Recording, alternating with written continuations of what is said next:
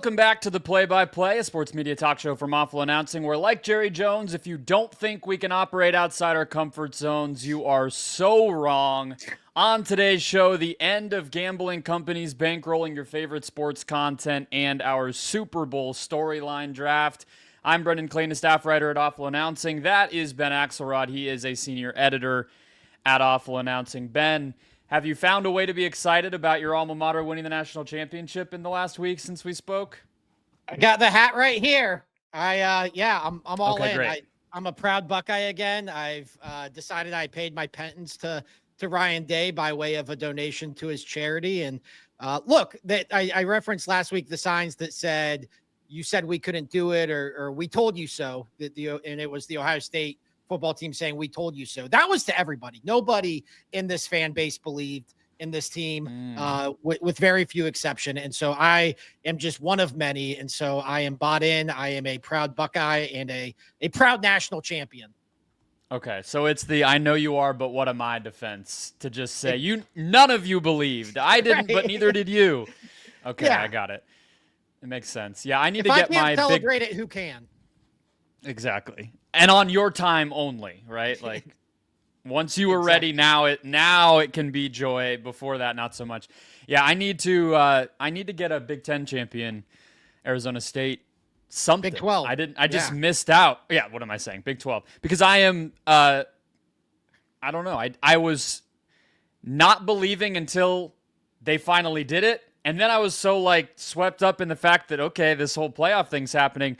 What should I wait? Do I jinx it if I buy something too early? Then I saw this dude at the bar that I went to go watch the Texas game at who had an incredible thermal sweatshirt thing. And I did not ask him where he bought it, but it definitely invigorated me to go out and get something. I say that, and that game was 3 weeks ago, so maybe not. Yeah. But let's get to it. Our instant replay, which is more of a fast forward, I think, in this case. Drafting the Super Bowl storylines that you are going to get tired of hearing about. So this is a couple different things, Ben. You tell me how you're approaching this, and we'll go back and forth and do a few apiece here. Are you thinking of this as the stuff that you want the talk shows to be talking about? Are you doing this as the most obvious, predictable things that we are bound to hear about? I mean, it's 2 weeks, so we're going to get tired of it anyway. Or are you doing the personal, what you are most interested in as Ben Axelrod on your couch? So I'm definitely not approaching it from a standpoint of what I would like to see, because if it was what I would like to see, it would all just be mind-numbingly boring, gambling content and DFS stuff, and just here are the prop bets you should make and that sort of stuff. And I think that has appeal, obviously, to some people. I don't think that's we'll get there next. That's our next segment. Exactly. And so I think that I'm approaching this from the standpoint of I am a television show producer, ESPN, Fox, NBC Sports, wherever, and I have to fill 2 weeks worth of Super Bowl content. And so what are the storylines from this game, from Chiefs Eagles, that are going to help me fill that content? So it might be some mind-numbing stuff. It might be some stuff with big reach. It might be some pop culture stuff. But what is the stuff that I have domain over? And then the counter would be that my competing show, in this case, your show, cannot talk about. So I have this topic. This is my topic, and you are not allowed to encroach on my topic that I draft. I kind of like the idea of this actually happening in real life, where Stephen A. Smith and Nick Wright have to draw, things out of a hat or something. And once it's being talked about on First Take, it's not allowed on the other shows. That would make for much more compelling content for those of us who have to watch those shows. Are you excited for this Super Bowl? In general, is this one that more or less you're looking forward to than others? Yeah, I'm very excited. I mean, I'm always excited for the Super Bowl, and I thought that once we got down to the Final Four, I just thought the combination of matchups, you really couldn't go wrong. And I mean, I don't know if we'll talk about this in the draft, but the whole thing about are you tired about the Chiefs? I'm not tired about the Chiefs. I actually agree with Bill Simmons, who said on his podcast earlier this week, I appreciate greatness. I appreciate history. I had this epiphany back in 2019 when the Patriots were in the middle of their final Super Bowl run, where I thought to myself, like, I'm really going to miss this when this is gone. Like, I really enjoy being able to set my calendar to every January. Like, we have a Tom Brady New England Patriots playoff game to look forward to. Like, it's just, as somebody whose NFL team is never in the hunt, like, I just appreciate having I don't know if it's even the repetitiveness, but just like the familiarity with this Chiefs team and watching them grow from losing to the Patriots to now what could be an unprecedented dynasty. So, I mean, I guess there's a part of me that doesn't like that it's another rematch so quickly after 2 years ago we had the same contest, and we also had the same thing with the Chiefs and the 49ers last year. So I do like wish we had, I guess, more teams in the mix, but I'm very excited. I think these are two fun teams. Okay, so we are already somewhat stepping on I think some things we could draft. So without further ado, let's get there. I will just say, I agree with you on the Patriots side of things. That last Super Bowl did suck. Like, anyone who tries to defend the 13-3 Super Bowl, I think it was miserable football. It was miserable football. I just remember we have a local radio host here who's also the game analyst for the Cardinals, Ron Wolfley, played fullback in the NFL, and I'll never forget turning on the radio the next morning, and he is going so far to try to defend how awesome that game was and feeling like he had never been more wrong about anything. That sucked. But that was worse than like the Seahawks-Broncos blowout. I'd rather watch one team just pile it up than nobody score a freaking point for hours on end. But, all right, let's get to it. I was looking in my backpack as you were talking for a coin. I don't have one. Do you happen to have a coin? How are we picking who goes first? I'm thinking heads or tails. What do you think? Tails. It's tails. Okay, great. Totally fair and real there. All right, I'm going to go with... I'm going to go on the Eagles side to start. And this is the one that I will say is the most compelling to me, but I also think is going to get a lot of play because it already has all season. Saquon Barkley's on the cusp of the best running back season ever. I think he's 29 yards away from Terrell Davis's record for total yards across the regular season and postseason. Saquon from the offseason moving to the Hard Knocks saga of it, to almost getting the regular season record, to just every week we don't know if he's capable of these incredible feats, and yet he does it again. It's kind of, to me, the only compelling thing on the Philly side of this. So that's what I'm going to pick. I think that you can debate, and, you know, you could have Chris Russo yelling about guys from the 70s. You know, you can have... obviously the Giants' laughter in the middle of all of this. You can have the running back value conversation for all the nerds to debate. I just think that him continuing to break off these runs and impact the game so much as a type of player that we had all but written off, who didn't matter for years. I mean, you go back to the Super Bowl last time that these teams played in the rematch, or in the first before the rematch, it was like, I think Hurts led the Eagles in rushing, and Pacheco had like 72 yards. I pulled up the box score earlier. Now we have this guy, and it's like a whole new thing. So you throw the history into all of it, and that's number one for me. It's funny because we all dunk on the Giants because of Hard Knocks and because they let Saquon go. And, you know, we saw their lack of effort in re-signing Saquon. But, like, thank God Saquon Barkley went to the Eagles, unless you're an NFC East fan. But, like, we were not getting this version of Saquon Barkley in New York. Like, we were getting a good version. We were getting but, like, I don't even think he was going in the first round of fantasy drafts by the end of his time. Oh, no. In New York. And so, like, after that 1 year where they made the playoffs, it's been downhill since. Yeah, like, there were some injuries and stuff, but just like he went from one of the worst situations in football to one of the best. And so, like, to see that, like, I think you're right. I think we're going to see a bunch of conversations about like running back value and should teams change their approach. This is like a kind of a unicorn situation. I feel like I'm just like piling up the Bill Simmons metaphors here, but like, this is not something you can really replicate. Like, this was a fully formed Super Bowl contender and they added one of the best offensive players in football. I don't know how replicable any of this is. Well, and then I don't know if I'm stepping on anything here, but off of that, you also have like the offensive line discussion. The Jason Kelsey retired, and they're still doing this kind of element of it, which was, the kind of talk of that team. The last time they were in the Super Bowl was the tush push and all that sort of stuff. So I think that the honoring of like this old fashioned style of football is gonna definitely be there. This one's also near and dear to my heart. I was at the 2017 Fiesta Bowl that Saquon had the 92-yard rushing touchdown in, and I've just kind of had a soft spot for him ever since because I've just never seen a dude do stuff like that on a football field. So it's just crazy. If you had asked me, like, could he replicate this 8 years from now in the NFL, still changing games with longer runs than anyone could ever dream of having in big games? And the answer was yes. I probably would have believed you because my jaw was on the floor watching him, but it's still crazy impressive that he seems to be getting better with age, or maybe just escaped New York and found a way to do it. All right, what's your first pick here? So this is one that it actually got started during the AFC Championship game, thanks to Tony Romo and Jim Nantz.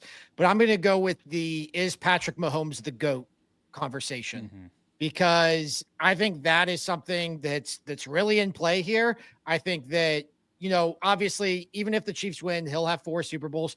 Tom Brady has 7. But I do think, and we've seen this with LeBron, at a certain point, you stop counting the rings and it just becomes a discussion. And I think after the last Super Bowl, we were already kind of there with Mahomes.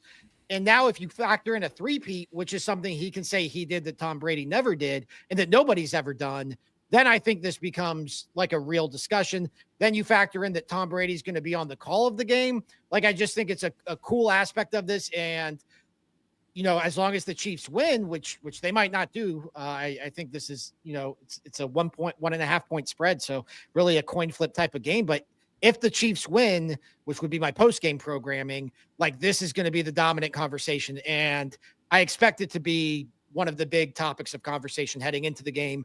And I think it already is.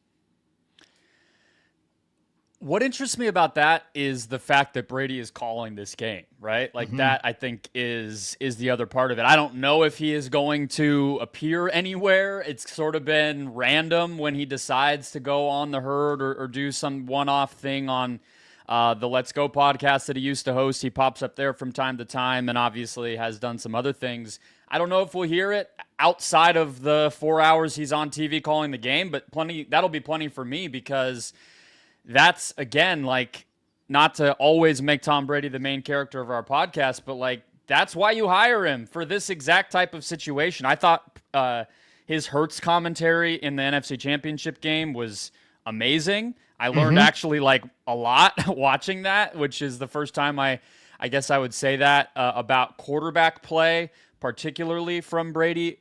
I thought he, the week before, did a good job more in the game situation and kind of mentality stuff, but the Hurts breakdown was great. If he can make me appreciate Mahomes more while also being a stand-in for himself as Mahomes potentially overtakes him, or people start being ready to have that conversation, that'll be pretty cool. But also, is there a component where Brady kind of pushes back on that and throws some water on it intentionally to just get out in front of it?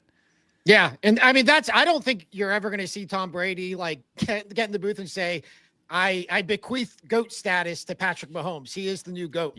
He is not going to do that. I think we might hear some comments defending his own legacy, maybe passive aggressively. But let's see him get back here in 10 years and do it a couple more times. Something like that. Yeah, I mean, we saw that side of him come out when he was calling Baker Mayfield's game after the comments that Baker Mayfield made about the Bucs not having fun. And so I think that's especially I kind of roll my eyes. I'm sure you do too, at is he the GOAT? Is he not the GOAT? Because we've been so beaten over the head with it thanks to the NBA. But I think when you factor in what if Michael Jordan was calling the 2016 NBA Finals? That would be the equivalent of what we're about to see here with Tom Brady calling the Chiefs' chance at three-peating, which is something that he never did and that nobody's ever done. All right. I'll jump to it's sort of, I wanted it to be two guys that could both be headed in a certain direction here, but it feels like Andy Reid is not going to retire, and that story has kind of gone away. So I'll just say Travis Kelce retiring. I haven't really. I mean, I'll just say like my shift at awful announcing was a little later today, so I didn't watch like all the content. I haven't necessarily been plugged in. I haven't seen it a lot yet. And so maybe it's just coming, or the media is sort of waiting for a hint at it, or something like that. But preseason, we all were kind of talking about it. If they three-peat, or even honestly last season, if they repeat, maybe he'll retire. And then, of course, he didn't, because he had a good postseason and showed himself and everyone else that, you know, he can still pull it up. But he wasn't awesome in the AFC Championship game. His regular season was subpar. We all know the increasing stuff that he has going on off the field between hosting game shows and doing, you know, FX shows. And he cleverly placed I'm going to take over the world like The Rock piece this time last year on the Hollywood side of things. And, of course, the relationship that we all know about is sitting right there. So I think everybody is on this. I don't think anyone has ever made the point. I like when great players go out after an injury-riddled season. We all like to see players go out on top. So I think what the media will do is try to kind of force his hand. You should retire, because we don't want to watch you stumble through a season where you don't win the Super Bowl and go out quietly. This was on my list. Like I considered taking this topic because I do think it is a topic.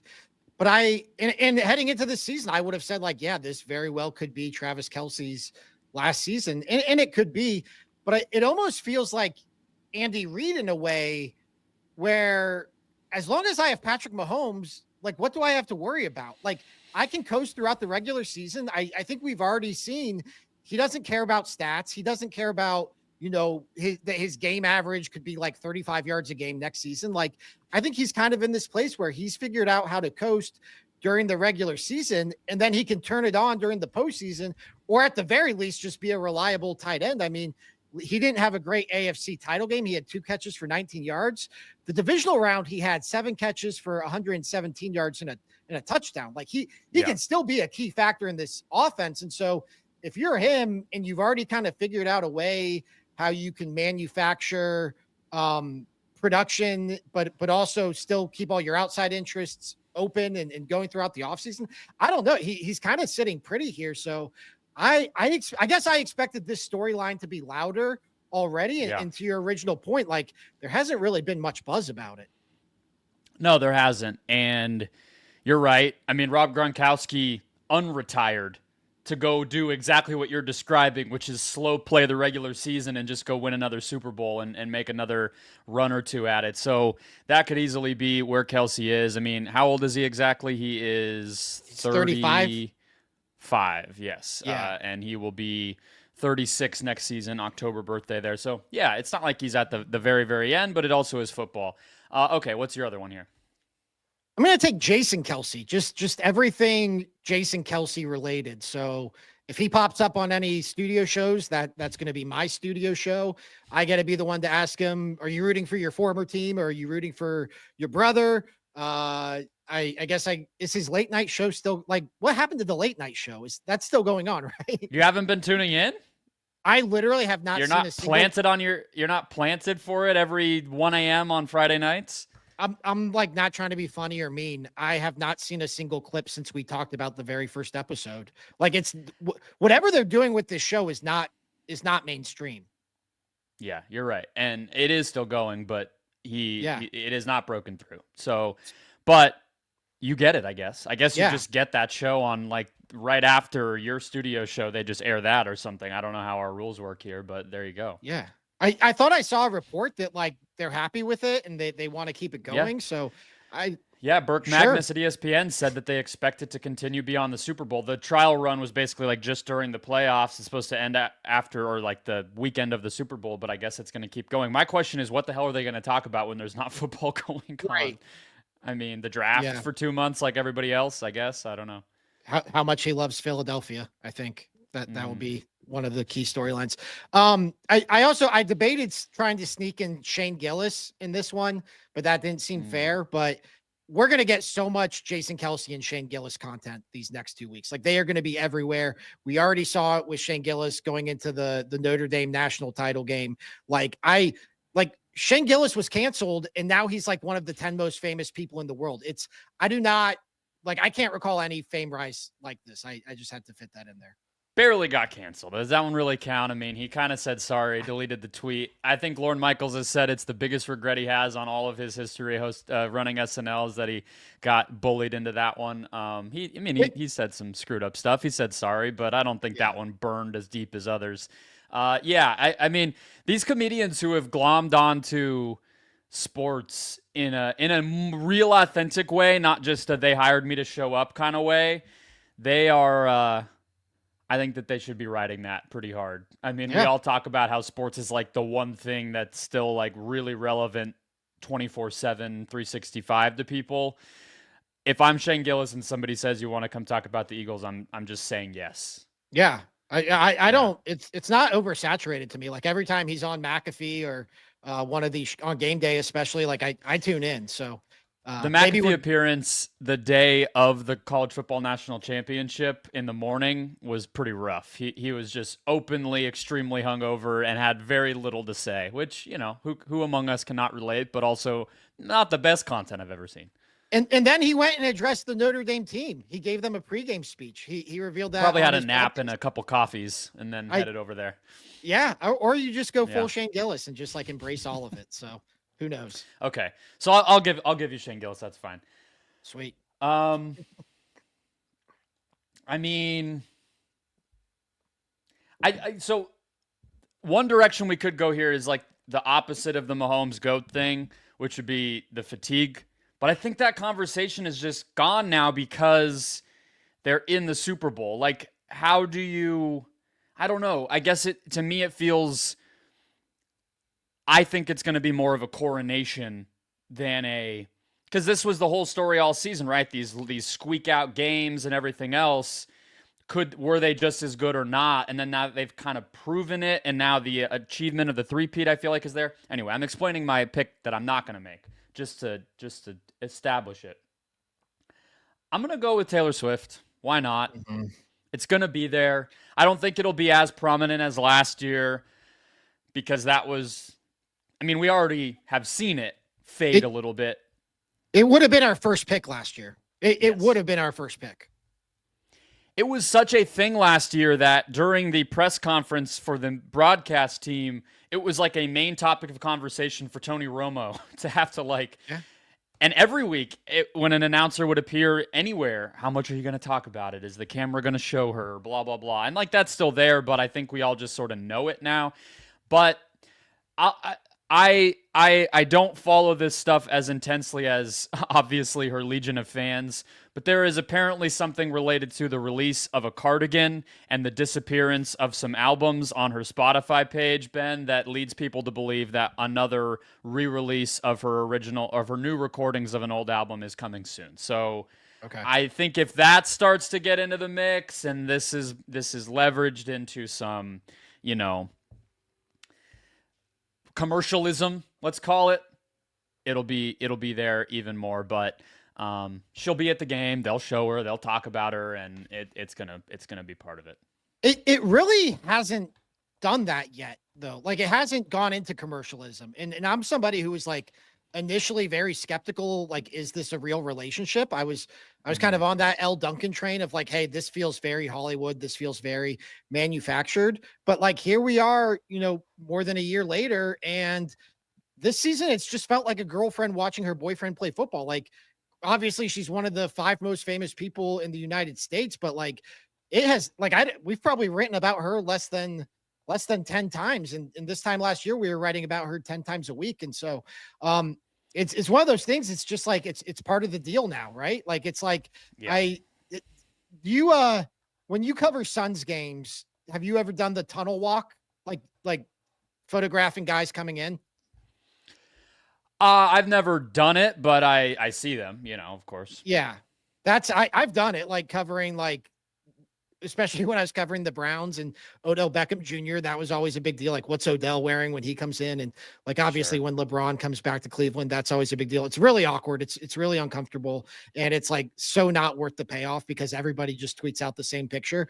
But like, I remember last year, that was a really big deal with Taylor arriving for the Super Bowl. Like, oh my God, she's here. Cause I don't think it was confirmed. I think maybe there was something with a tour. And then yes, there was. She had to fly back from, I believe, South America, like overnight to get there. And like the time difference saved her to even be able to make it and all that sort of stuff. So yeah, that was a big thing. Yeah, and but then I saw somebody do the exact same thing for the AFC Championship game this year, and it's like, here's Taylor's walk-in picture, and it's just like, I'm like, it's just a girlfriend watching her boyfriend at this point. And like, I get it, I get why it gets attention, I get why we talk about it, but to me, I'm just like, I'm so numb to it by this point. Like, it just doesn't, it doesn't. Like my wife wanted to stay up and watch the post game to see Taylor on the field. And I'm just like, yeah, like she's going to celebrate with her boyfriend. Like it's I feel very old saying that, but it's just, it doesn't move the needle for me. And it moved the needle for me a year ago. It did, but it doesn't anymore. Yeah. I was kind of surprised she didn't do the halftime show this year or hasn't done one. And that will happen. Like, let's not pretend like it won't, but it is a little interesting. Like, I don't know, this is a little bit of a rabbit hole, but it's San Francisco, then LA, then Atlanta the next 3 years. I don't associate any of those places with her necessarily. If it was in Tennessee, sure, but it's not. I mean, well, there will be a Nashville one soon because they're getting a new stadium. They are getting that new stadium. Maybe that's what she's waiting for. I could see it, although I don't know how much she really associates that anymore. Either way, I thought she might, but they gave it to Kendrick Lamar, and that'll be probably we could have drafted that, although I don't think that gets a lot of burn on first take. So what's your last one? My last one is, what do we do with Jalen Hurts, especially if the Eagles win? Because he's thought of as a top-tier quarterback. He doesn't get analyzed like a top-tier quarterback. Like, he gets analyzed like probably the weakness of Philadelphia's roster. He's paid like a top-tier quarterback. He's playing in his second Super Bowl in 3 years. He might win a Super Bowl here. What do we do with Jalen Hurts if they win this? Like everything says this guy's resume is a top 5 quarterback.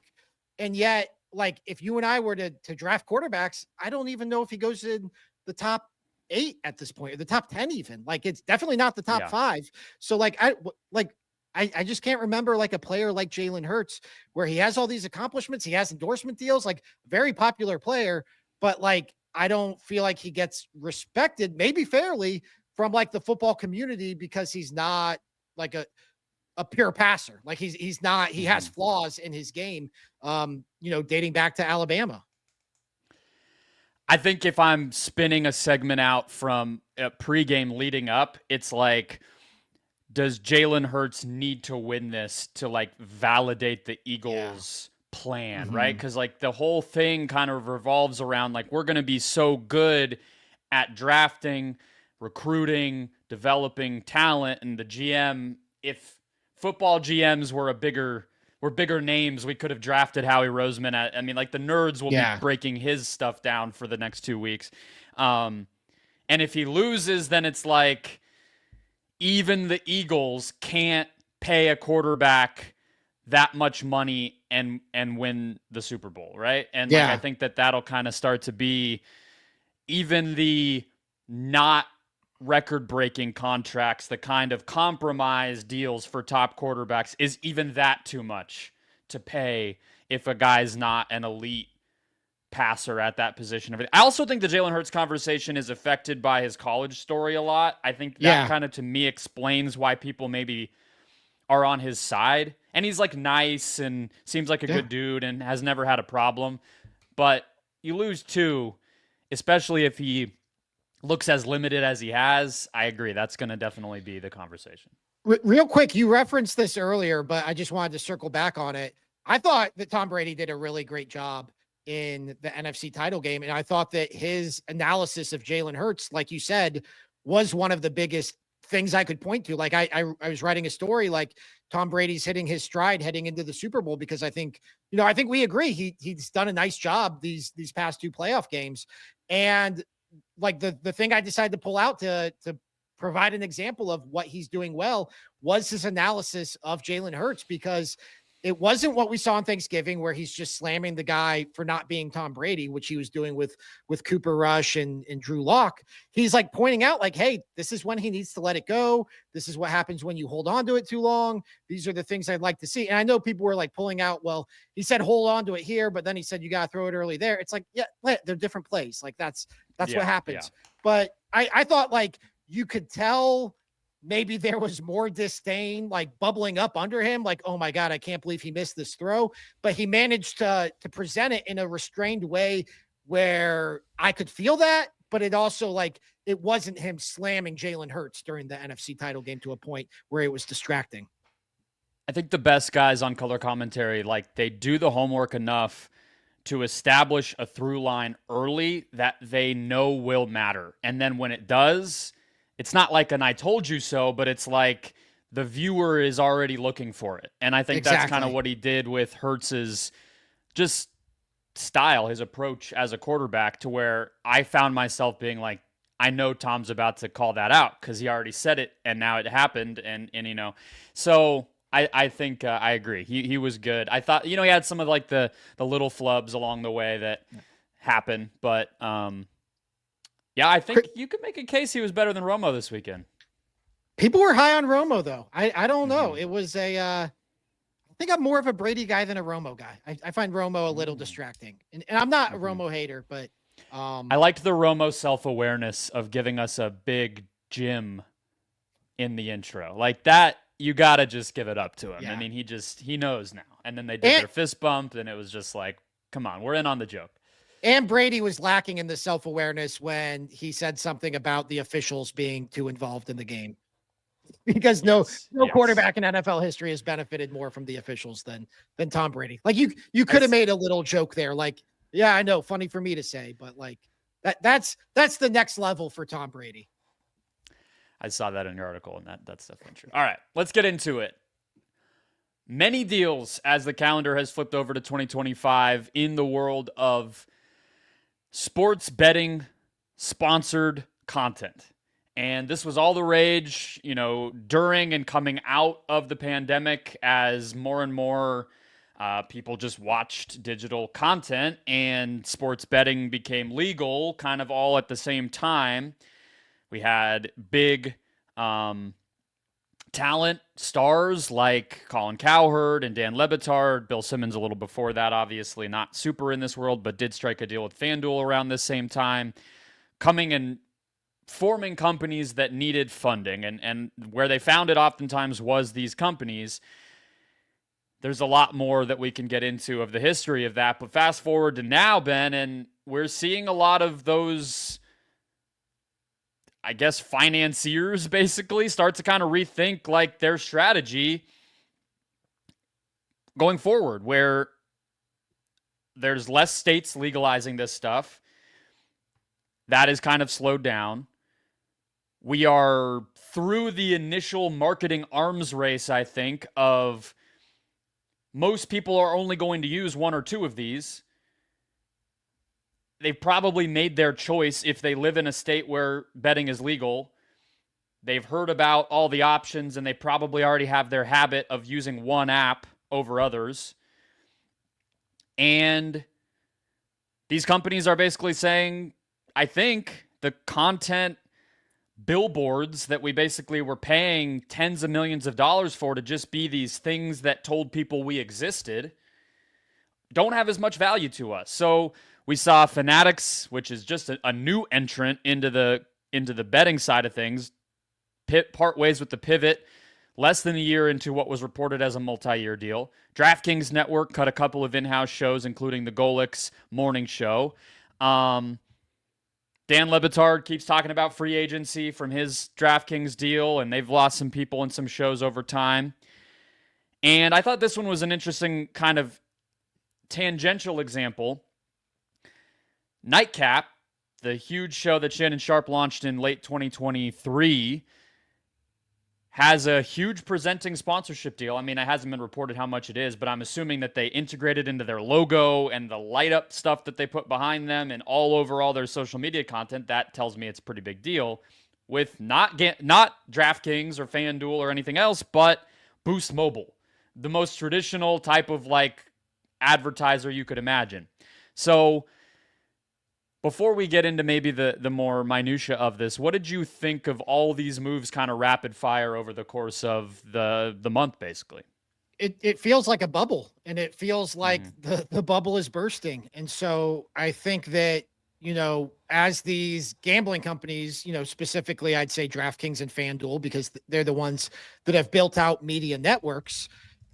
As they were building out media networks, it seemed like they didn't put a lot of thought, or they just didn't care about whether the partnerships made sense, and whether the shows that they were putting on their airwaves made sense to an audience that they're ultimately trying to drive to a sports book. And so I mean, the example I always come back to is Prize Picks sponsoring Stephen A. Smith, because to me, like, who is tailing Stephen A. Smith's bets? Like that's the whole thing of the deal. Is Stephen A. Smith tweets out like, "Oh, here are my picks for Prize Picks." Like, if you are following Stephen A.'s advice on gambling, like, you should lose your money, or I'm not going to feel bad for you when you lose your money. Like, you're just blindly following this guy who does not come at it from a gambling approach, who, as far as I know, is not much of a gambler. Like, I don't know. Like, to me, that's always just like, okay, like, we're just throwing sponsorships out there to throw out sponsorships.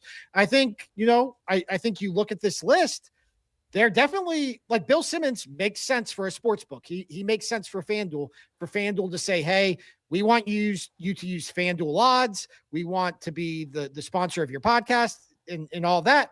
I think they make a lot of sense for Barstool. Do they make sense for Meadowlark Media?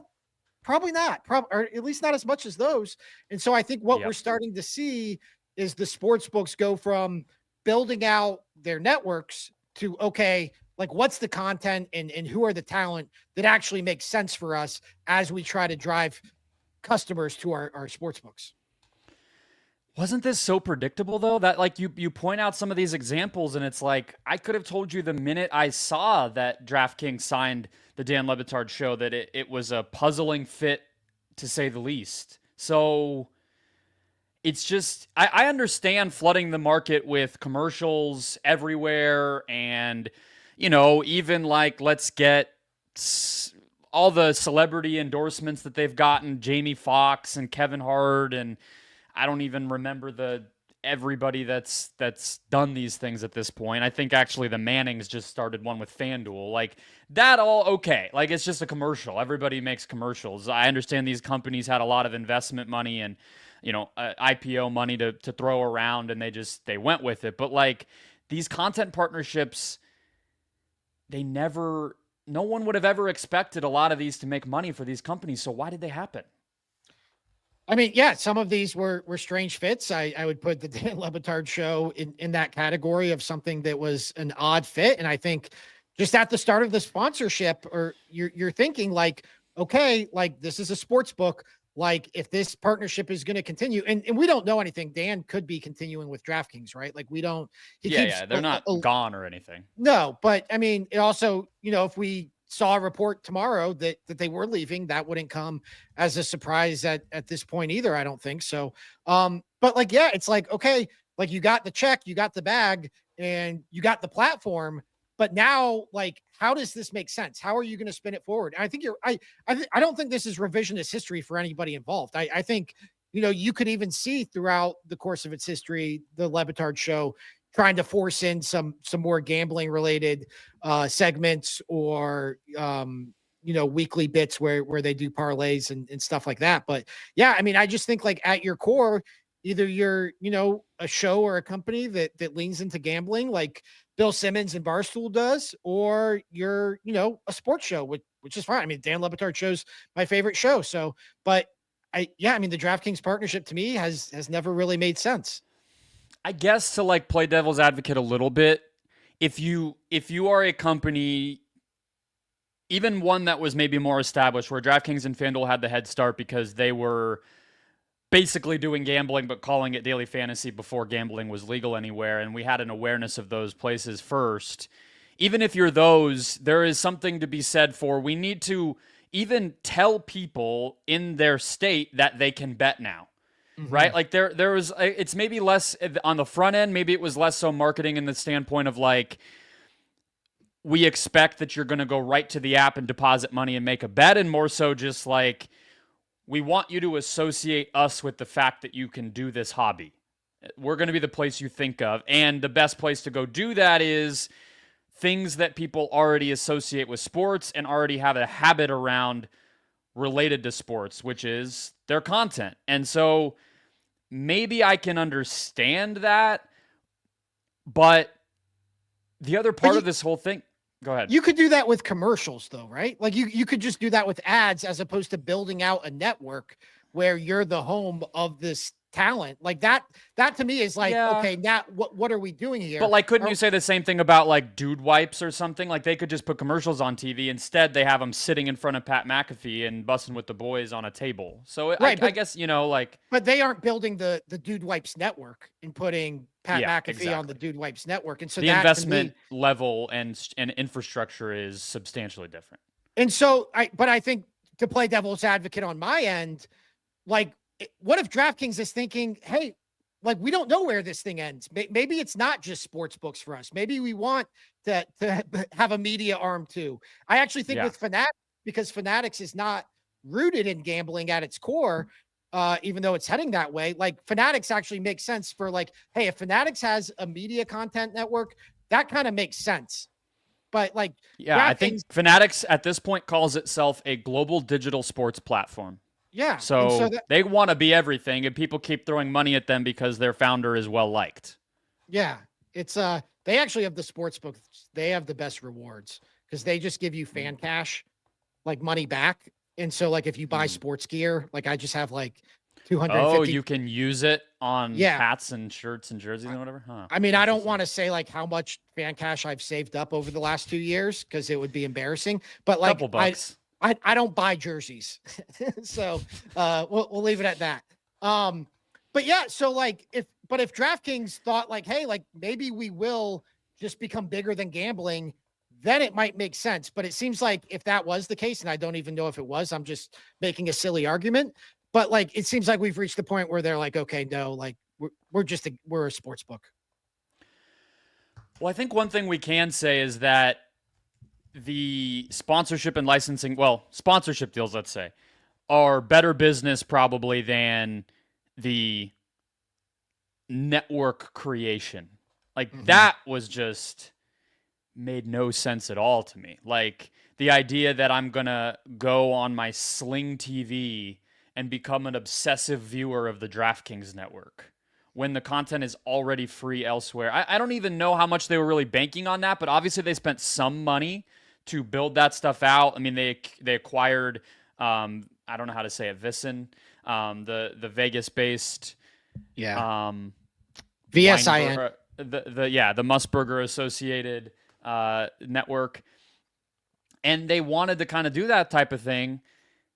That was just like, let's go like backward in time to backfill these like cable networks and stuff that we already know are failing. Like that part of it never made any sense. So at the very least, I can respect like FanDuel's deal with the Ringer or DraftKings deal, like you said, with Barstool as examples where I could see them getting some money back. But I mean, there's other examples of this too to not even pick, but like Underdog, I think that they've made maybe some of the better content or more popular content of these companies, but I still don't fully understand how somebody watching Jay Gruden break down NFL tape on YouTube is going to go, pick overs for the weekend.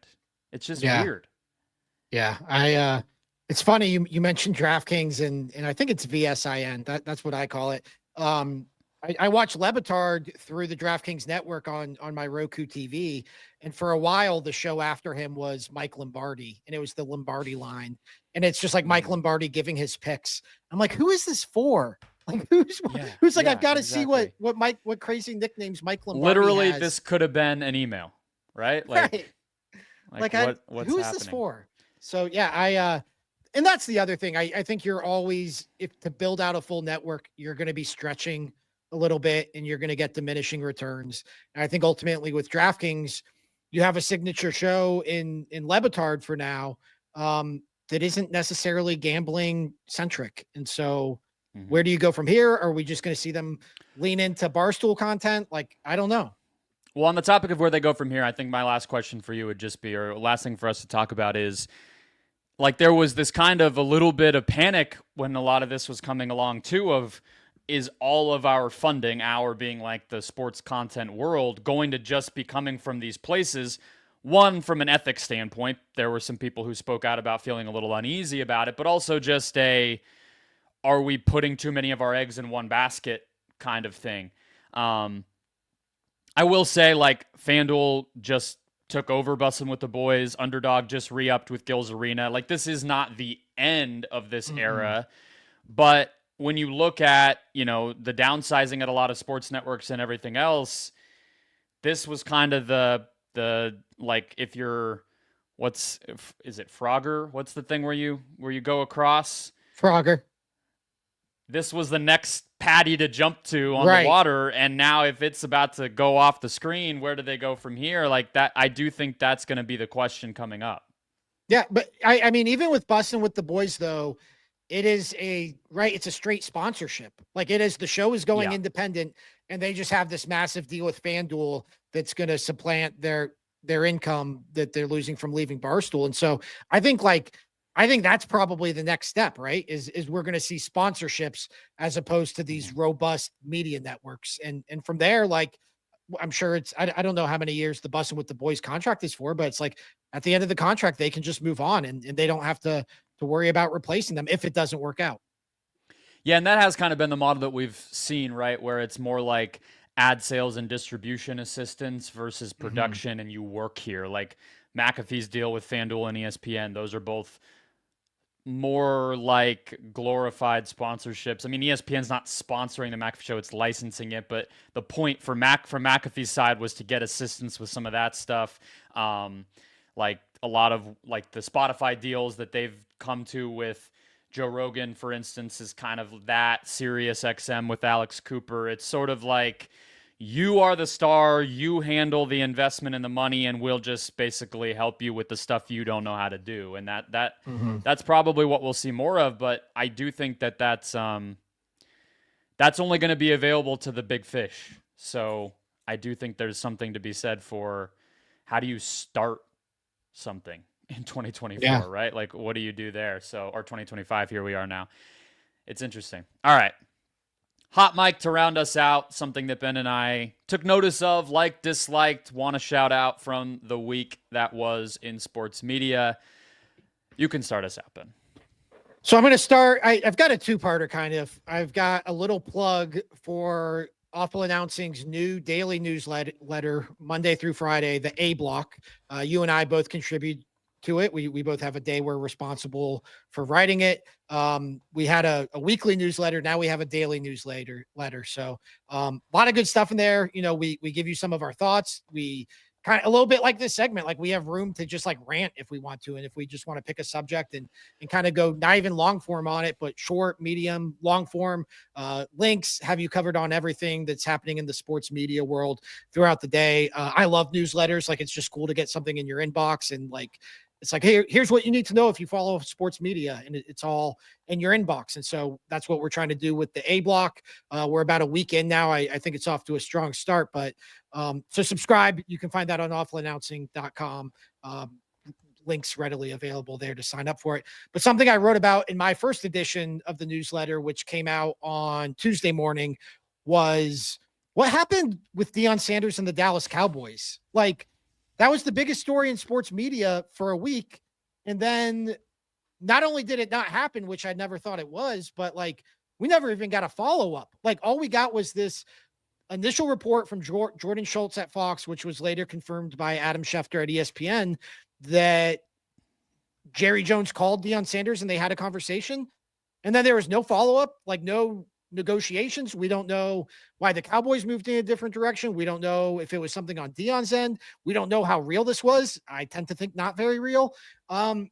It's like, I just don't know how a story like this just dies on the vine. Like, how do we not even get like, I mean, the conclusion was the Cowboys hiring Brian Schottenheimer, but how do we not get like any sort of follow-up from any of the reporters involved as to like, okay, you got this big scoop. Now what? We got nothing.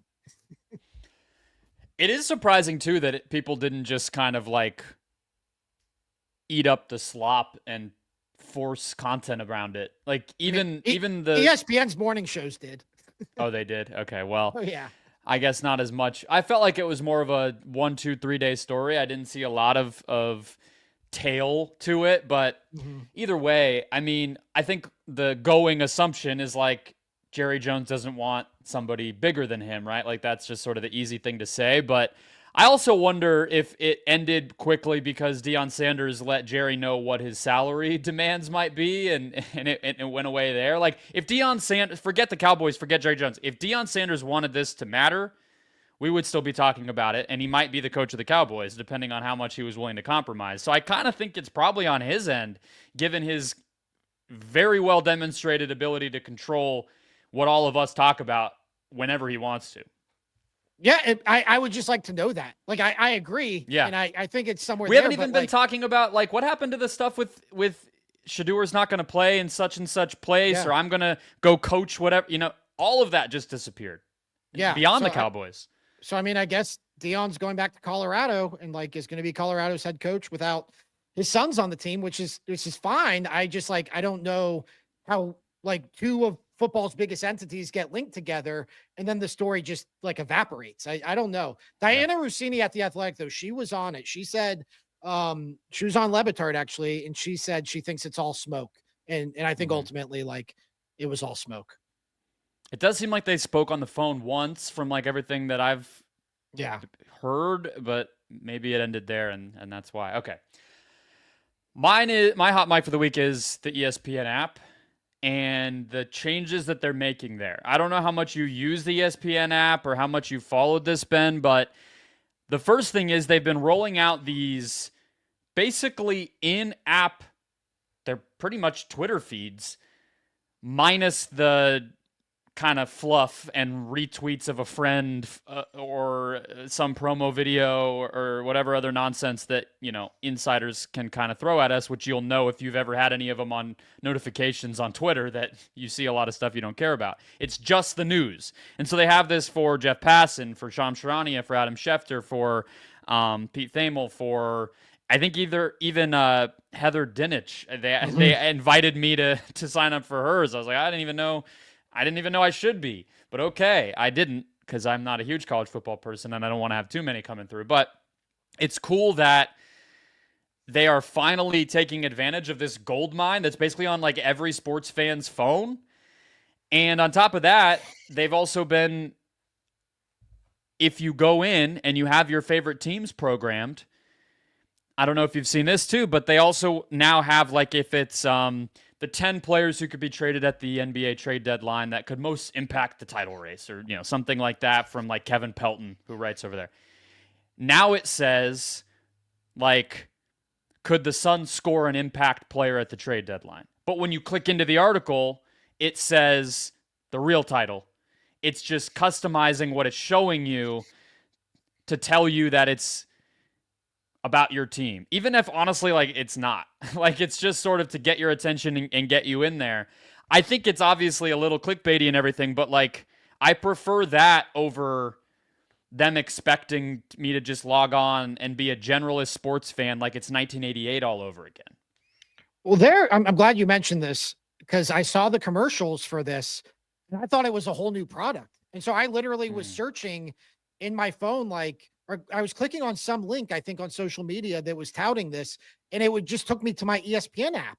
And so eventually I put 2 and 2 together. I was like, oh, this is just ESPN's app. I thought they had come out with like a new like insiders app for the insiders. Yeah. Yeah. And so, which actually not a bad idea. We should patent that. But ESPN's app has always been unusable for me. Like just shockingly unusable. I use it a lot. When I started following soccer last year, I was trying to set it to get all these score updates. Oh, soccer, you can't. No. Yeah. So some games weren't available. Sometimes the goals would just never come through. Sometimes like I had to like delete and reinstall the app 100 times just to like click on the notifications I want. Like to the point I just downloaded CBS, and I like CBS is now what I use for score updates for I recommend events. FOTMob for soccer. Okay. That's a good one. It has like every league. It'll have like some 16-year-olds in Brazil if you wanted to. Yeah. We'll see what the lines are on those games. But like ESPN's app has just always been unusable to me. So which is shocking as the worldwide leader in sports. And so I'm glad they seem to be so are they reinvesting in this, or are they just putting like a increased effort into it? Well, I mean, good question. I think that what it made me think of is it is a step, pretty interesting, big-ish step toward flagship, which is coming in the fall. Like Bob Iger, who doesn't really talk a ton about ESPN, but is the CEO of Disney, like midway through last year, maybe on one of the earnings calls or something, had teased this idea of like a customizable, algorithmically generated sports center that they want to be available to people when this flagship, which is like the app that's going to be everything ESPN, you can just pay directly for it, that's supposed to come out in August or September of this year. And he had said, like, what I would imagine is something where all the stuff that might apply to your team that gets chatted about on all the places that ESPN puts out content, they're going to have probably some humans and some, AI or whatever that kind of puts that together for you, and you click play and it's 20 minutes of, Mel Kiper's podcast telling you who your team might pick, then, L. Duncan showing you the highlights of your NBA team, and then, Buster Olney telling you why your second baseman suddenly started hitting a bunch of home runs, and then that's it. It feels like that's kind of a bit of where we're starting to go, where they're making it more catered to, don't just expect people to open up ESPN's app 5 times a day and just suck up whatever you put there, but like bring people in and make it worth their while, because eventually you're going to need them to pay for it. When something big happens with one of your teams, let's say when the Suns traded for Kevin Durant, how many notifications did you get from different apps? Like how many apps do you have that would have sent you a notification to tell you that the Suns traded for Kevin Durant? I hate phone notifications, so I have almost all of them off, or I have them hidden. But I would say if I'm thinking about it, so probably the Shams news break on Twitter, ESPN. So are you subscribed to his you're subscribed to Shams's tweets? So like, I'm not a good example. I am, but I have Twitter notifications off. So it's more so that when I go into Twitter, it shows me it, but it doesn't pop to like my phone. But anyway, those would probably be the 3: ESPN, NBA app, and then Twitter. But I know for a lot of people, it's more. I'd get 4. I would get 4. I would get ESPN, Bleacher Report, CBS now, which I only have CBS to keep scores, and I just haven't turned the notifications off. And my local news station. If it was something local, I'd probably get it from my local news station, which I'm subscribed to. It's always interesting though to see like who's first and who's like ESPN's pretty far behind usually, because they like to make sure that it's their own guy reporting it. So that can kind of leave them behind sometimes. Bleacher Report will just like run with anything. Bleacher Report will be like, hey, like we saw this on a message board, thought you might want to see it. So it's true. Here it is. Yeah. I think it's fascinating. Like, I think this kind of arms race of like being the place where people go for sports is going to be cool. Even if you don't have the rights to games, a lot of these companies are trying to be like, we have everything you need. Come use our product. Whatever, like Roku wants to do that.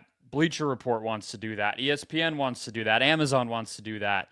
And I don't know if anyone will win and be suddenly all of us are just only going to one. That's not going to happen. But whoever gets the closest, it's going to be a pretty big thing just in terms of the loyalty and the habit of it all. But all right, that'll wrap us up. Hit follow, subscribe if you have not already. We are here for you with the play-by-play each and every week. We're also at awfulannouncing.com, breaking this stuff down, giving you the news you need moment by moment each and every day. We're also on social media wherever you might be. Enjoy the week. We'll talk to you next time.